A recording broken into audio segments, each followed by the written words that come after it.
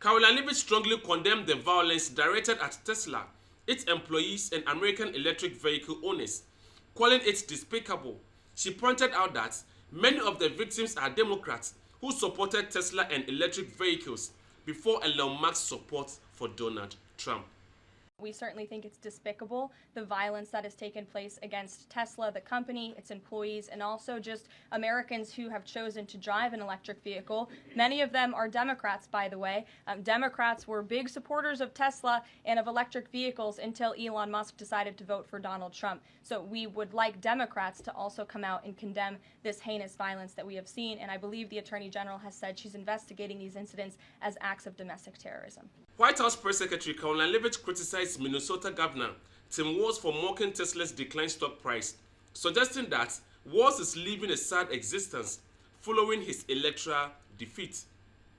Tim Walz, Governor Walz, saying last night he frequently checks Tesla stock, in doing so to, quote, give me a little boost during the day. How should Americans view politicians who take pride in the downfall of an American car company? I think that's quite sad, but I think Governor Walz unfortunately is living a sad existence after his devastating defeat on November 5th. Karoline Leavitt criticized Judge Boasberg for trying to block the president's power to deport foreign terrorists, calling it misuse of his portion. She stated that the White House believes the presidents have the legal right to deport under the Alien Enemies Act, which is why they are fighting the case in court. Leavitt also accused Judge Boasberg for being an activist judge and pointed out that he is a Democrat, implying his ruling is politically biased. And I would just like to point out that the judge in this case is essentially trying to say that the president doesn't have the executive authority to deport foreign terrorists from our American soil. That is an egregious abuse of the bench. This judge does not have that authority. It is the opinion of this White House and of this administration, and that's why we're fighting this in court. And it's very, very clear that this is an activist judge who is trying to usurp the president's authority. Under the Alien Enemies Act, the president has this power, and that's why this deportation campaign has continued.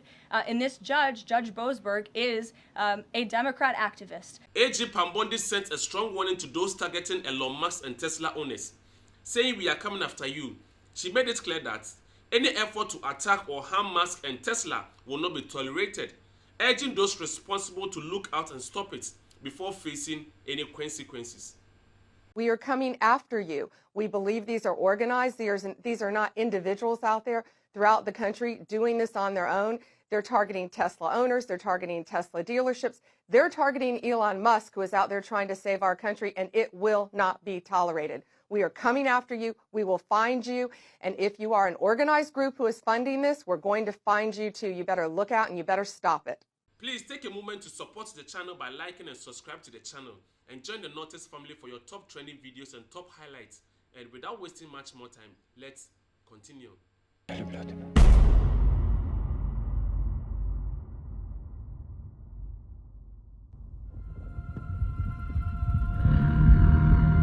Karoline Leavitt firmly responded to a reporter's question about why the White House is refusing to release the names of deportees sent to El Salvador. She explained that the administration won't disclose operational details about counter-terrorism operations, as it is critical to protect national security efforts. Leavitt emphasized the high confidence the administration has in U.S. agents like ICE and Customs and Border Patrol, who are dedicated to targeting criminal and terrorist elements. Back to those deportation flights to El Salvador, can the administration provide any more details on how authorities determined that each of those men were in fact members of a gang?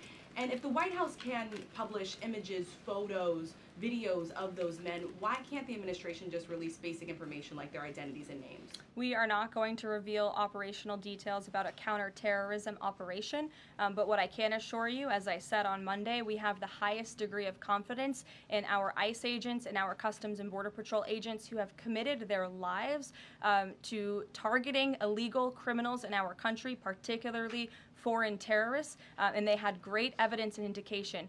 They have the highest degree of professionalism, and they were 100% confident in the individuals that were sent home on these flights and in the president's executive authority to do that. To follow up, I know in the last briefing you cited privacy concerns as a reason why the administration may not be able to reveal the identities.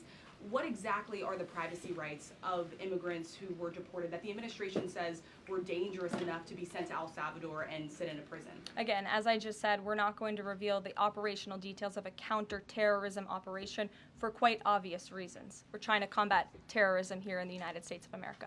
We are not going to tolerate such behavior by men pretending to be women.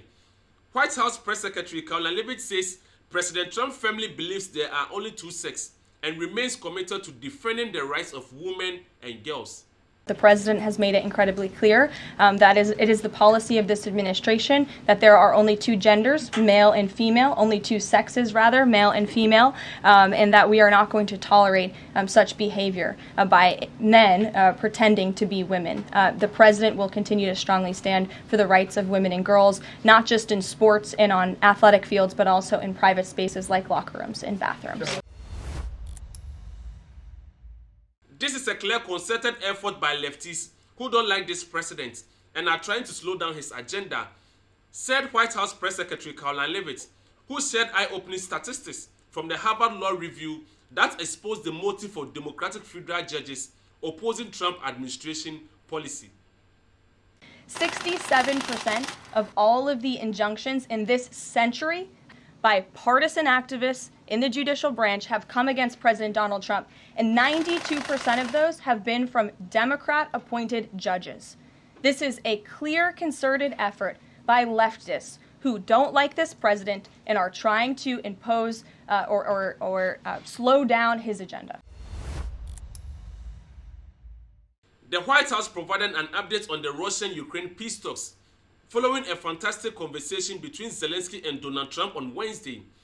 Press Secretary Karoline Leavitt stated that Trump agreed to seek additional weapons for Ukraine, while Zelensky committed to halting attacks on Russian energy assets, in line with an agreement Russia made earlier in the week.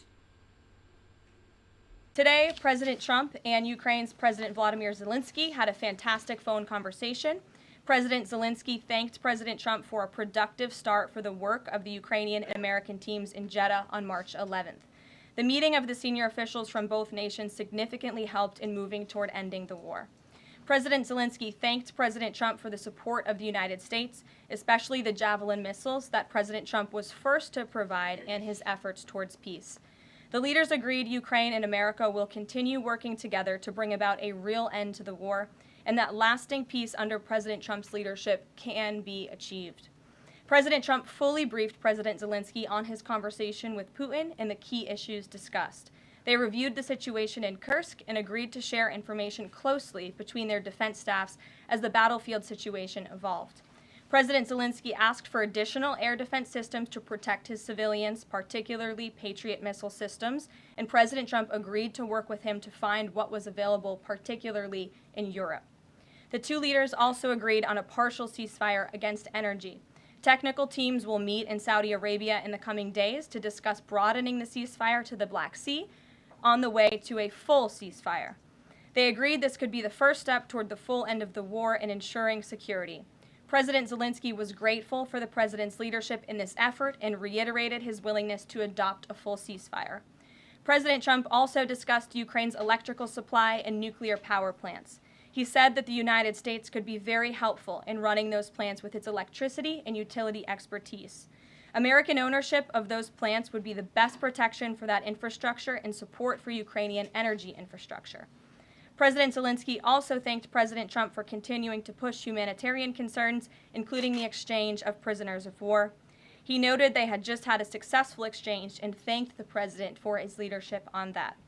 President Trump also asked President Zelensky about the children who had gone missing from Ukraine during the war, including the ones that had been abducted, and President Trump promised to work closely with both parties to help make sure those children were returned home. They agreed all parties must continue the effort to make a ceasefire work. The presidents noted the positive work of their advisors and representatives, especially Secretary Rubio, National Security Advisor Mike Waltz, Special Envoy Kellogg, and others. The presidents instructed their teams to move ahead with the technical issues related to implementing and broadening the partial ceasefire. The presidents instructed their advisors and representatives to carry out this work as quickly as possible. The presidents emphasized that in further meetings, the teams can agree on all necessary aspects of advancing toward lasting peace and security. Alright guys, thank you for watching, and don't forget to like the video, subscribe to the channel, leave your comments below, and hope to see you in the next trending topics. Le blood.